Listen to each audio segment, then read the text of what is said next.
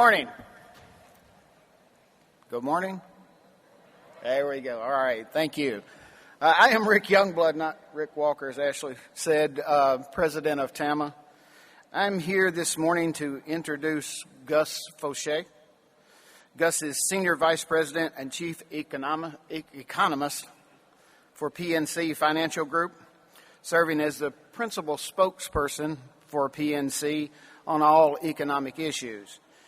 You might recognize Gus is frequently cited in international and national regional media outlets, including the Wall Street Journal and the New York Times. He appears regularly on ABC's Nightly News.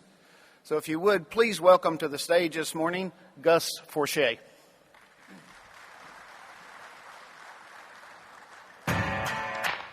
Thank you, Rick.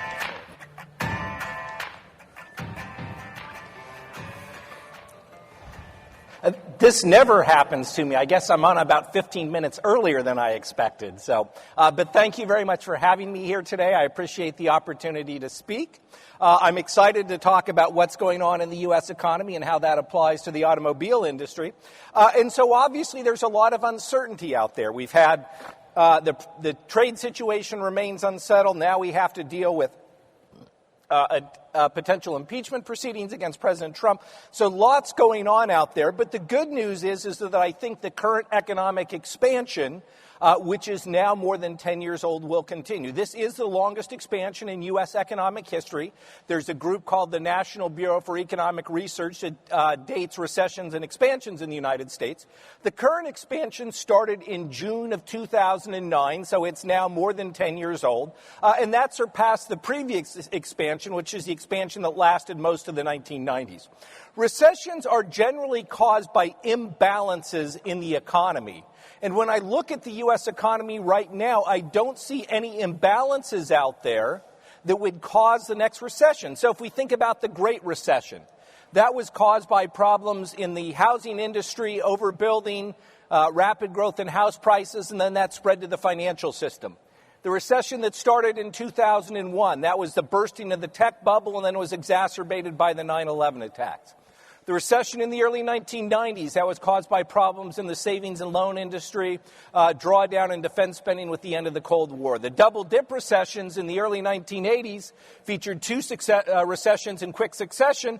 Those were caused by double-digit inflation and the Federal Reserve aggressively raising interest rates to double-digit levels. But outside of the policy stuff, when I look at the U.S. economy right now, I think conditions look pretty solid. So let me ask a question for all of you out there. How many, compared to 6 months ago, how many of you are seeing stronger demand for your goods and services compared to 6 months ago? Okay. How many of you are seeing less demand than you were 6 months ago? So there are a few of you out there who've seen a little bit lower demand. All right, for those of you who are seeing stronger demand, is that demand growing at a faster pace than it was 6 months ago? Or is it growing at a slower pace than it was 6 months ago? So faster? Okay, slower pace? Okay, that's consistent with what we're seeing in the U.S. economy right now. We have economic growth, we have the economy expanding, but it is growing at a slower pace than it was at this point in 2018. The markets have not been very happy lately, financial markets. So if we look at the S&P 500, broad measure of stock prices, that's the blue bar, you can see that we had a very solid period of growth from 2016 through to end of 2017, when we had the tax cut that was passed by Congress. But since then, markets have basically been flat for the last couple of years or so. Some up, some down. If we look at what we call the VIX index, that's the orange line on the left-hand scale. That's a measure of volatility, how much stock prices are moving up and down in the United States. You can see that we have had a substantial increase in volatility in financial markets starting in roughly 2018. And you can see, for example, that we had a big increase in volatility in August when President Trump announced increased tariffs on Chinese goods imports to the United States. So he imposed 10% tariffs on some goods. He's going to increase that to 25%. We're going to get higher tariffs on other goods in December. And so the financial market reaction to that was generally negative. That is going to increase costs for U.S. consumers. How many of you use imported goods from China in your production? All right, I don't see very many hands out there. Okay. How many of you compete with goods from China? All right, see a few more hands out there. Okay. But generally, the financial market reaction to the tariffs from the Trump administration was negative. And I think, obviously, now we have the uncertainty with the impeachment that's going on.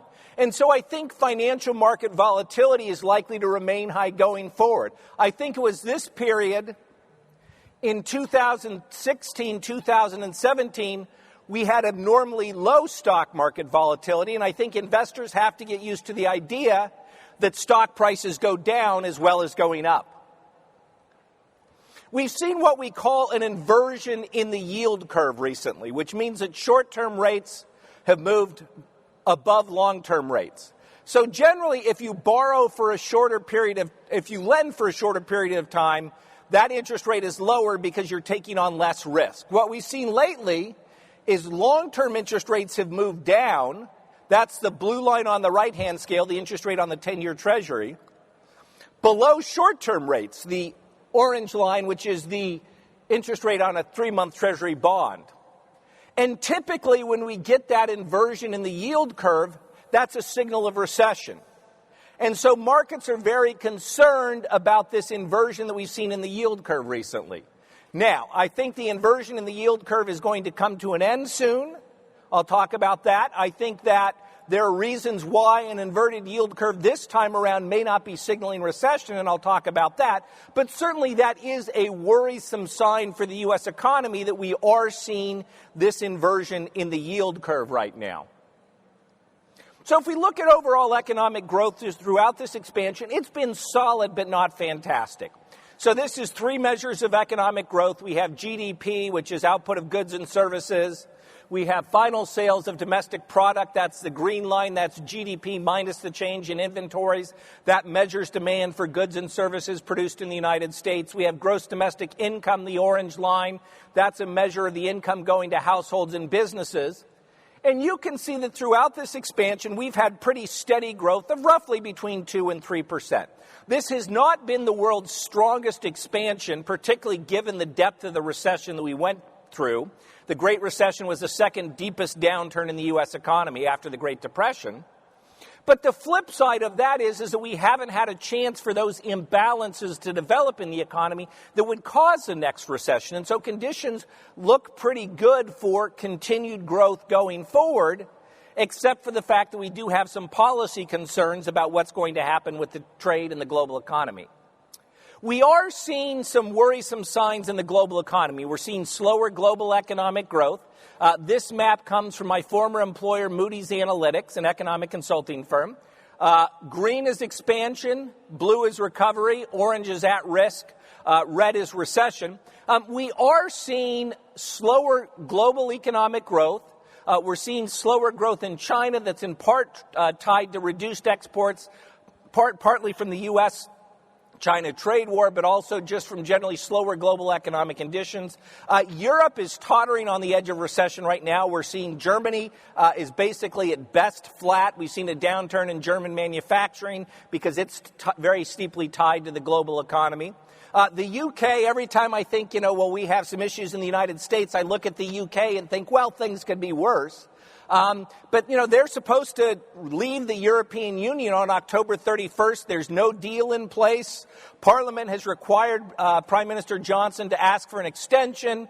He doesn't want to do that. I think if we get a hard Brexit where the UK leaves the European Union without an agreement, that pushes the UK economy into a steep recession, would probably cause recession in the European Union. I think that's unlikely, but the potential is out there. But even if we see that, even if there's an extension in the UK, I still think that the UK economy is likely to fall into recession in the near term simply because of all the uncertainty. If you're a UK business, You don't know whether to hire and invest because you don't know what the rules are going to be with the European Union.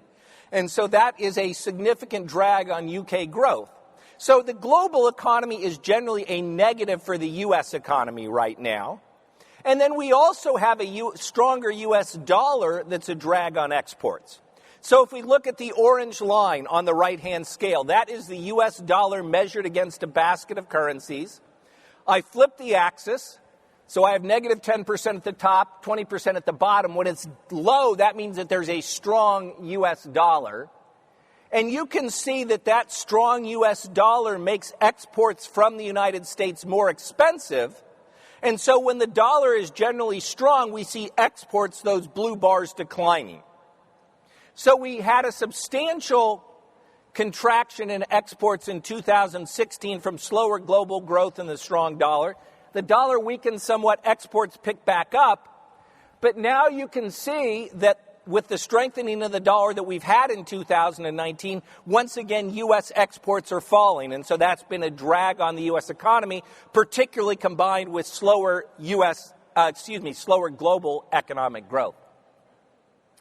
We can see pretty clearly what's been going on in the U.S. economy in the labor market.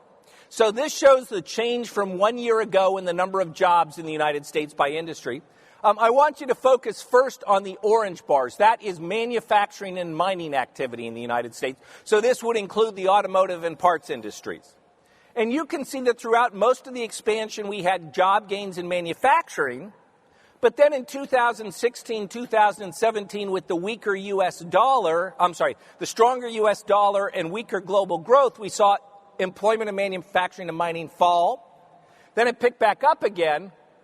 We still have job gains in manufacturing and mining on a year-over-year basis, but they've slowed in the United States more recently as we've seen global economic growth slow. If you look at the blue bars, that's retail employment. You can see that over the past few years, we've had the actual outright decline in retail employment. Why is that?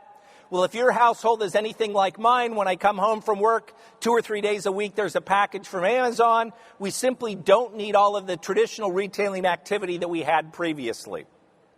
But if you look at the green bars, that's all other private industries. So that's construction plus private service industries. You can see that those continue to account for the bulk of job growth. Now, we have seen a slowing in job growth over the past year or so, not because businesses aren't looking for workers, but because they're having difficulty in finding workers. So job growth was about 200,000 per month a year ago. It's now about 160,000 per month. That's still pretty good. We only need to create about 80,000 jobs a month to keep up with underlying growth in the labor force, people who are graduating from school or having a child. And so we still continue to see reduced slack in the job market. And that's a big reason why I'm still optimistic about economic conditions as we head into 2020. Consumer spending accounts for about 70% of the U.S. economy. And so I think as long as consumers continue to spend, we will see continued expansion in the United States. So if you look at the orange line, that is the change from 1 year ago in consumer income after tax and adjusted for inflation. And you can see that, roughly since 2016, household income has been increasing at a roughly 2%, 3% pace. So we've got more jobs, we've got higher wages, low inflation. So all of that means that consumer incomes are going up. If you look at the blue line, that's consumer spending adjusted for inflation. And so as incomes rise, spending rises. That makes sense. And so I think as long as consumer incomes continue to hold up, we'll see consumer spending continue to hold up. And that's why I'm optimistic, because I think conditions remain pretty good for consumers going forward. And I think they'll continue to spend, including on things like cars and light trucks. A big reason why we expect consumers to continue to increase their spending going forward is higher wages. So how many of you are trying to hire and are having difficulty in finding the skilled workers that you need? All right. I would say that's probably about 3/4 of the audience. So depending on where I go, sometimes it's a half, sometimes it's 2/3, sometimes it's 3/4. It is a very, very tight labor market out there. Nationally, the unemployment rate is 3.7%. Outside of a couple of months earlier this year, that's the lowest that it's been in 50 years. And so with the tight labor market, we see businesses competing for workers. So if you look at the blue line on the left-hand scale, that is what we call the quit rate. That is the share of workers who are quitting their jobs every month, and I've pushed that quit rate forward by 3/4. So if you go back to before the Great Recession, each month about 2%, 2.25% of workers were quitting their jobs. Then during the Great Recession, that quit rate fell to about 1.25%. Now, I'm an economist. A lot of times people ask me for financial advice, and I'm not a financial advisor, so I don't like to give financial advice. I will give you one piece of economic advice, however, and that is try not to quit your job during the middle of a recession. That's generally a bad idea, okay? But as the economy has gotten better, we've seen that quit rate increase, and it's now 2.25%. I think it's actually 2.4% the last time I checked. Why do workers quit their jobs? They quit their jobs because they can get better paying jobs elsewhere. And so how do businesses respond to that? They respond to that by raising pay. So we have two measures of wage growth. One is average hourly earnings from the monthly jobs report. The orange line is what we call the employment cost index. That tracks an individual worker over time. They're on the right-hand scale. You can see that as the job market has gotten tighter, as businesses are competing for workers, wage growth has accelerated. It's now above 3% on a year-over-year basis, depending on which measure you use. Inflation is only about 1.5%. So not only do we have more workers out there, but those workers have bigger paychecks. I have 3 kids in the labor market. All of them have gotten pay increases over the past 6-9 months or so. It's not that my kids are particularly good workers, although they are. It's that there's a tight labor market. One of my sons works for Whole Foods, which is owned by Amazon. They raised their starting pay to $15 an hour, not because they're good people, but because they saw that gave them a competitive advantage in a tight labor market. And we're seeing that very broadly throughout the economy. So we have more incomes, more jobs, higher wages. All of that means more consumer spending. And we've seen that recently in household income numbers, and we've seen more broad-based income growth. So we just got this number a couple of weeks ago from the Census Bureau. This is median household income. So half of households earn above this, half of households earn below this, adjusted for inflation. And you can see that even during the early stages of the economic recovery, remember I said the expansion started in 2009. Even in the first few years of the expansion, households were actually falling further behind. Median household income was actually declining once adjusted for inflation. But as the job market has gotten tighter, we started to see more broad-based income growth. So these are the customers for the automotive industry. And you can see that we've had, 5 pretty solid years of household income growth adjusted for inflation, which means real incomes are rising not just at the top of the income distribution, but in the middle and at the bottom as well because of that tight job market. And so that's powering gains in consumer spending, including sales of automobiles and light trucks. And we can, hold on, I want to go, let's do this chart first, and then I'll go back to the other one. There's another piece of good news for the automobile industry, and that is household debt burdens are low. So if you look in particular, the orange line on the right-hand scale, that is what we call the financial obligations ratio. That is the share of household income that goes to make monthly financial payments. So it's car loans and leases, it's mortgage payments, rents for renters, student loan payments, credit cards, auto insurance, homeowners insurance, property taxes, those kinds of things.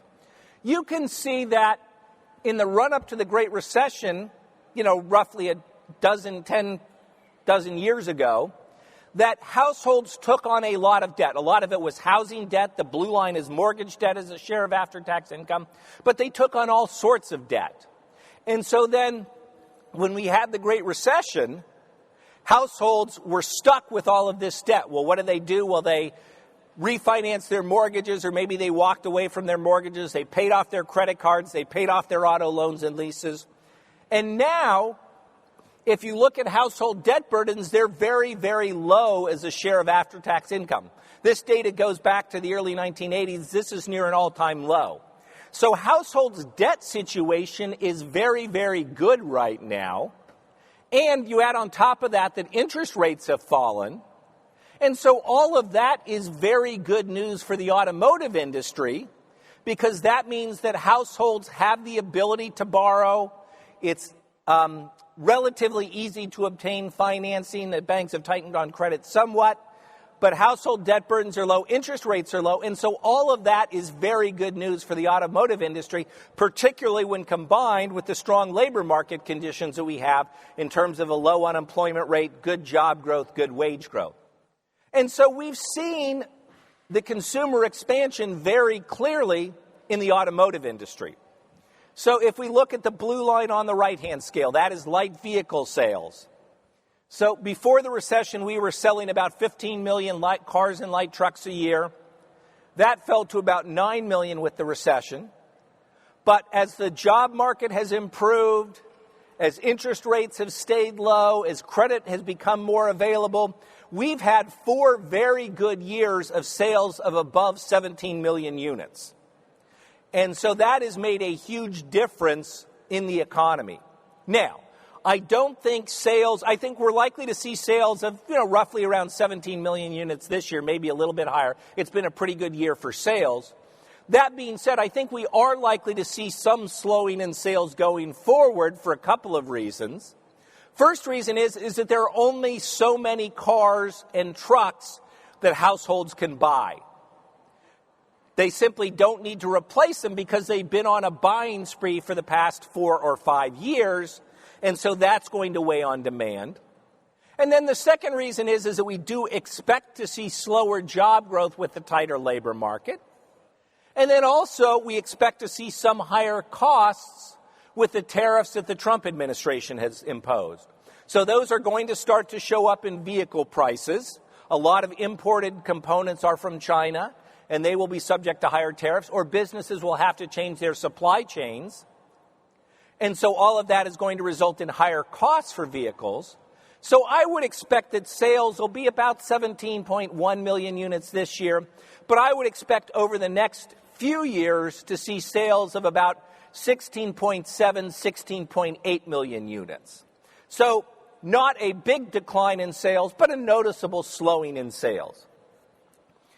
Also, the recovery that we've seen in the vehicle market has contributed to that improvement that we've seen in the labor market. So if we look at the orange bars, this is employment in motor vehicle and parts manufacturing, which is basically all of you in this room. This is both the US 3 as well as the foreign automakers who manufacture their vehicles in the United States. This also includes the parts that go into the vehicles. As I'm sure many of you know, there are more people employed in manufacturing the parts than in the final assembly of the vehicles themselves. During the worst of the recession, the industry was losing 30,000, 40,000 jobs per month. Then we had cash for clunkers. Dealers got the inventory off of their lots. Sales improved, and we started to see the industry hiring again.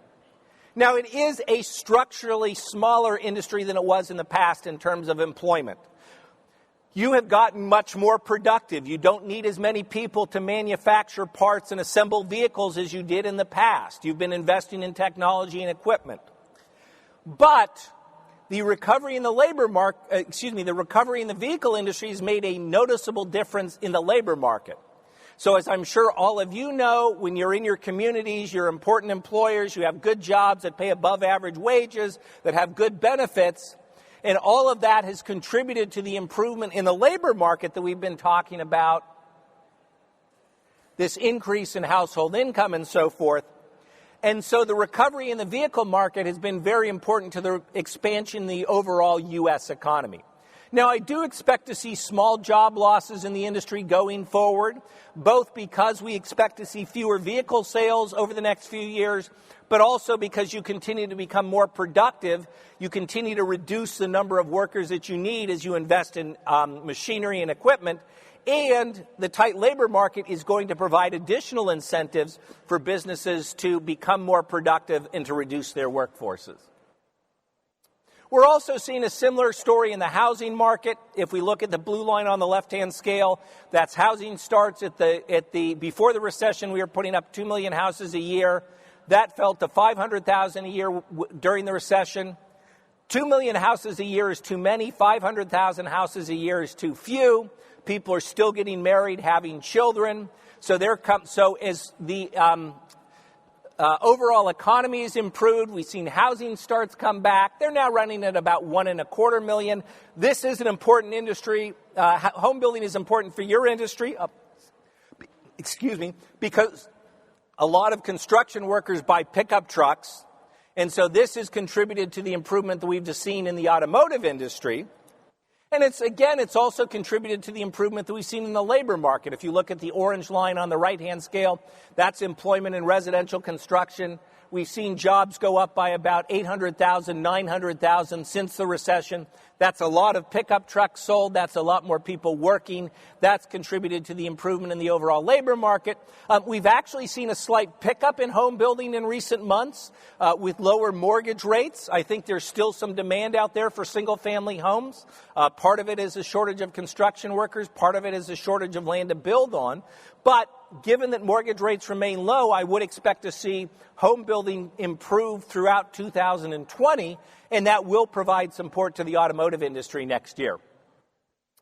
If we look at business investment, this has actually been an area that's lagging during this expansion.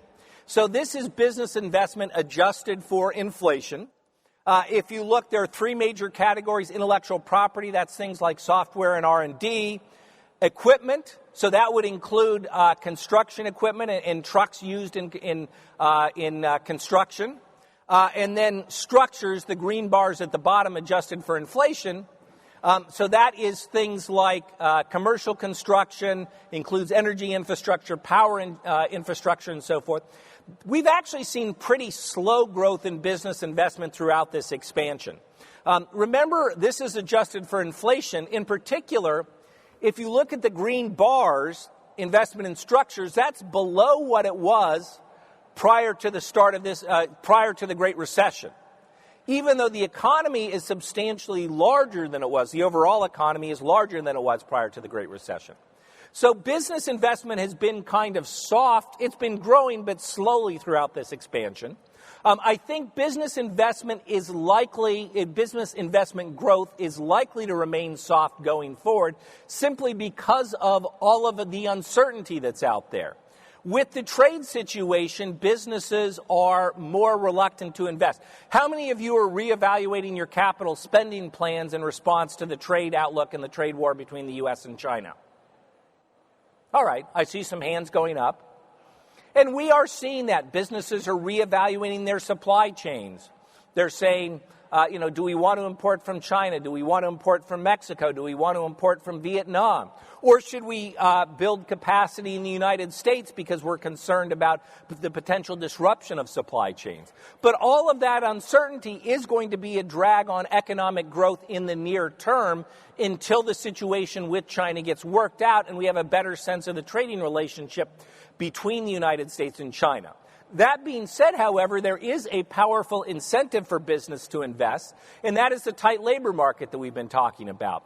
If you can't increase output by hiring workers, another way you can increase output is by investing in machinery and equipment in buildings that make your existing workforce more productive. And so I think that is going to offset some of that drag that we are seeing on business investment from the slow growth, from the concerns about the trade war with China. In addition, we've seen borrowing costs fall recently with the drop in interest rates, and so that's going to be another support to business investment going forward. But generally, I think we will see slower growth in 2020 than we've seen over the past 2 years because of all the uncertainty out there that's been created by the trade war. That being said, PNC just released a couple of weeks ago our small business survey. So we go out and interview small and middle market businesses twice a year. We look at all sorts of measures. We look at expectations for national economic growth, local economic growth, their own business, and so forth. This is this is the question on hiring intentions. If you look at the green bars at the bottom, that is the share of small businesses that expect to increase their staffing over the next 6 months. That is at a record high in our survey. Now, this was taken in July, so this was before the announcement of the increased tariffs on imports from China, and we have seen measures of business confidence fall somewhat since then. But at least as of July, small businesses were feeling very optimistic. The share of small businesses that expected to decrease their staffing, the orange bars at the top, that is at a record low in our survey. And other measures show that small businesses are indeed highly confident about the outlook and that they expect the expansion to continue. Although, again, this survey was taken before the president announced the imports that he would be imposing on goods from China. That being said, one of the things that we are watching and one of the potential fault lines in the U.S. economy is business debt. If you look at the blue line on the left-hand scale, that is non-financial corporate debt, so, not excluding industries and the financial services companies, as a share of the size of the overall economy. So if you go back to 1960, that was about 25% of the U.S. economy. Now we're up to about close to 50% of the U.S. economy. So businesses have a lot more debt on their books than they used to. So that could be a potential problem, particularly if we hit an economic slowdown. Businesses, you can see that we tend to have big drops in that measure. During recessions, that could cause businesses to pull back on their investment and so forth. That being said, one factor that offsets that is if you look at the orange line on the right-hand scale, that is interest payments as a share of cash flow for these non-financial businesses.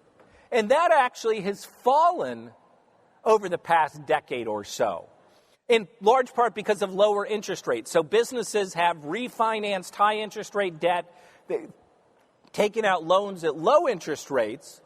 So although debt levels are high relative to the size of the economy, the ability of businesses to finance that debt is actually pretty good.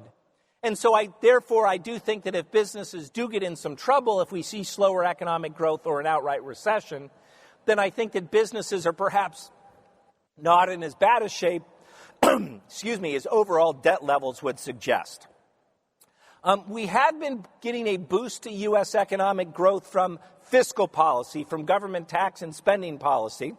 If you look at the orange line, that is federal revenue, so federal tax payments as a share of the size of the economy. That's fallen from about 18% of GDP a few years ago to about 16% now. So a lot of that has come from the tax cut that was implemented at the beginning of 2018, reduced corporate income taxes, to some extent reduced personal income taxes. And so with reduced taxes, that's contributed to economic growth. Businesses have more money to hire and invest. Consumers have a little bit bigger paychecks to go out and spend. That being said, I think we've seen most of the boost from that, and I think there's likely to be less fiscal boost from tax cuts in 2020 and beyond. I think it's unlikely that we'll see additional tax cuts from Congress that did provide a one-time boost as workers got bigger paychecks and as businesses saw reduced corporate income taxes, but that effect is fading. We do expect to get some boost from federal outlays, the blue bar. There's a big increase in spending that was legislated for fiscal year 2019, which ends on September 30th, and then another big increase scheduled for the upcoming fiscal year. Now, that being said, Congress still needs to pass those spending bills. They're obviously going to be occupied with some other matters going forward, so it's unclear what's going to happen there. That raises the potential of another government shutdown and all of that stuff. But generally, I think that we may see some boost to U.S. economic growth in 2020 from increased purchases of goods and services by the federal government.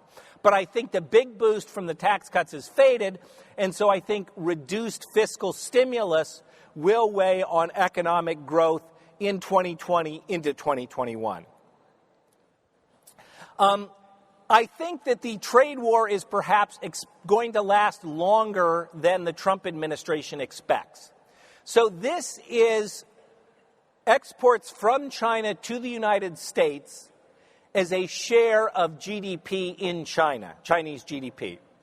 So you can see that a decade or so ago, those exports made up almost 11% of the Chinese economy. Now, they're just above 4% of the Chinese economy, both because China is exporting to other countries and because domestic demand within China has become a much more important driver of growth.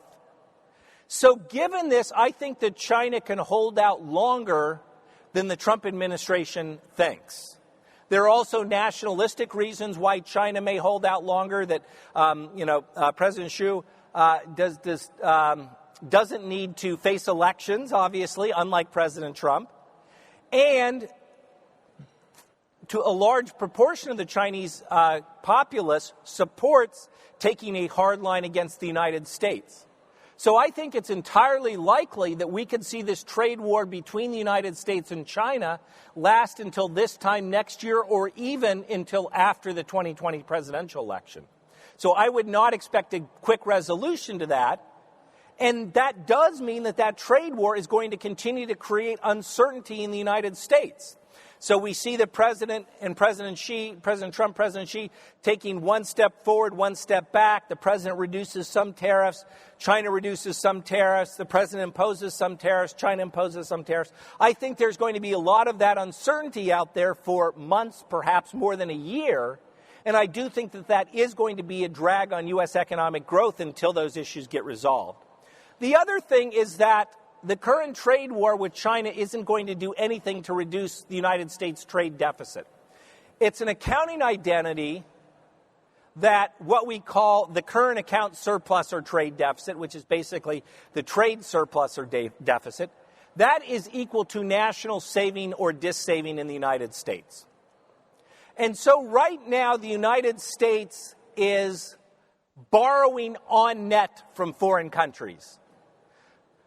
Households are saving the blue bars. Businesses are saving the orange bars. But the federal government is borrowing a lot of money. We have $1 trillion budget deficit in the current fiscal year, which ends on September 30th. It'll get even larger going forward. So that means we're borrowing on net from abroad. And because of that, we are going to run a trade deficit. There is no way of getting around it. So think of it as a balloon. If we put tariffs on steel and aluminum, we squeeze the balloon, we reduce steel and aluminum imports, but we simply have more imports in other industries. If we put tariffs on goods from China, we squeeze the balloon, we perhaps reduce imports from China, but we increase imports from Germany or Mexico or Vietnam or whatever. So there are reasons to be concerned about the trade deficit. There are reasons we might not be concerned about the trade deficit. I don't want to get into all of that. But tariffs are not a way of reducing it. And if we really were concerned about reducing the trade deficit, then we'd go out and reduce the federal government budget deficit because that's the primary cause. So let's talk a little bit about interest rates and what the Federal Reserve is going to be doing. The Federal Reserve has a dual mandate. They are supposed to be looking at two things. They want full employment, and the Fed would say, hey, the unemployment rate is 3.7%. We have good wage growth. We have very little slack in the job market, so if we're not at full employment, we're very, very close to full employment.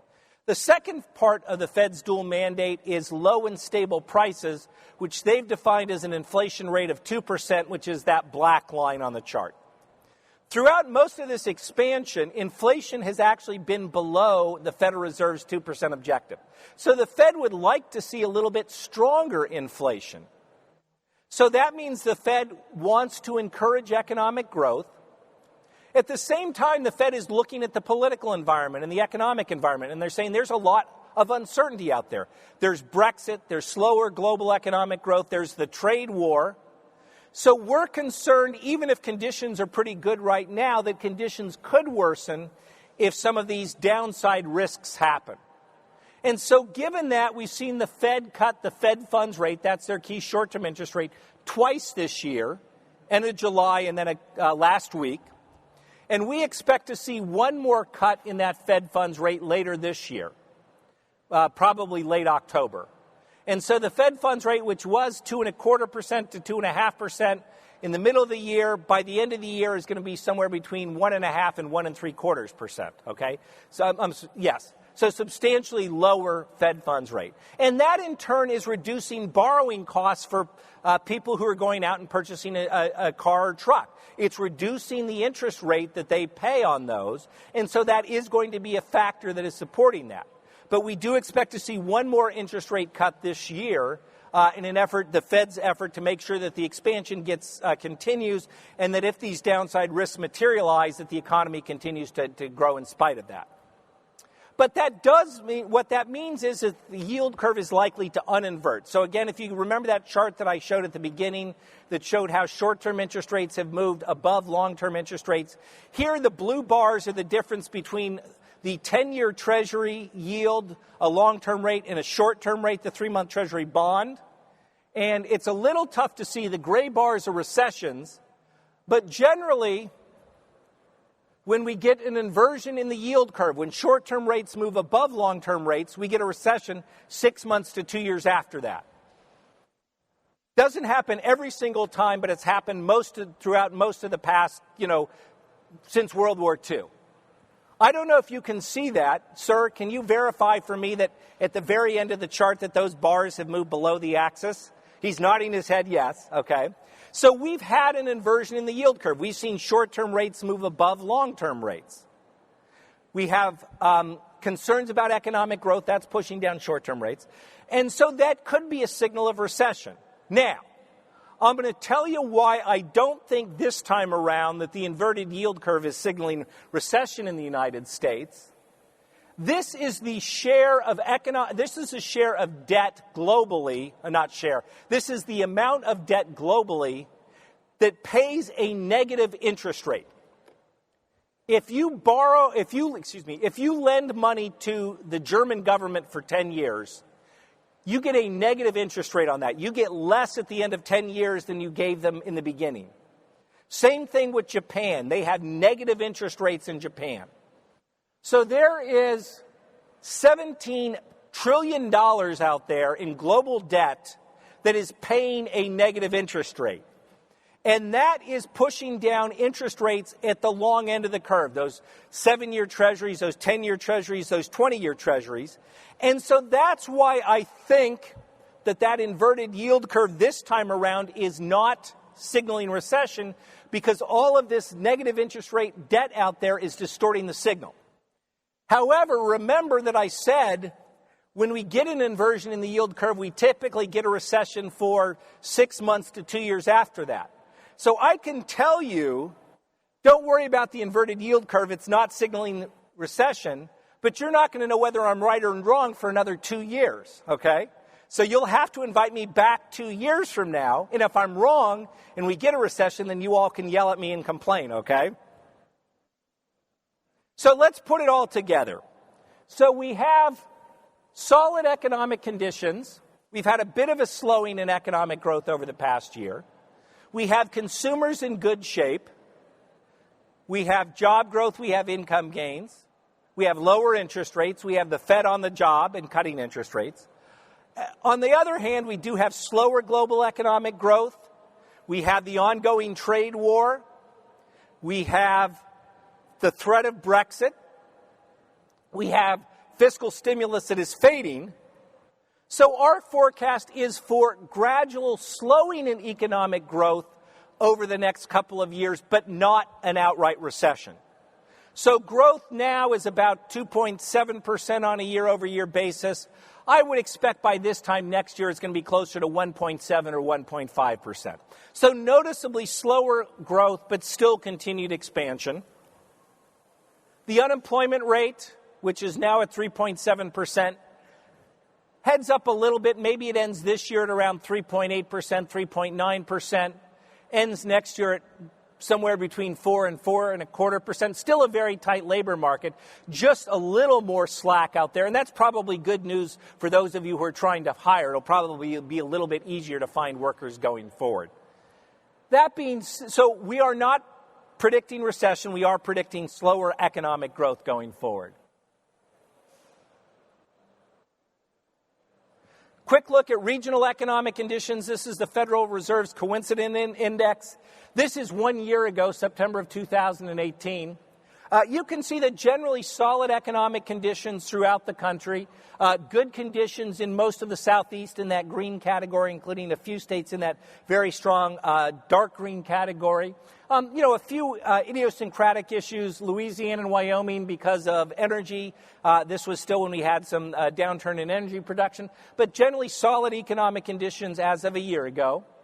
Go forward, this is the Philadelphia Fed's latest map. This is from July of this year. A few pockets of weakness. You can see in Wisconsin and Michigan, that's the manufacturing slowdown that they've had there, that slower global economic growth, but that has not affected the industrial Southeast. Still continued solid economic conditions in this industrial Southeast. And then this is their leading index. This is where conditions are likely to be at the end of 2019 or beginning of 2020. And you can see still solid economic conditions, continued expansion in the southeastern states continuing to do well and their local economies continuing to expand. Let's talk about the risks out there. You'll notice that I think the risks are weighted to the downside right now. You will notice that I did not try to say whether President Trump is an upside risk or a downside risk. I have absolutely no idea. I did not check his Twitter feed this morning. I don't know what's going on.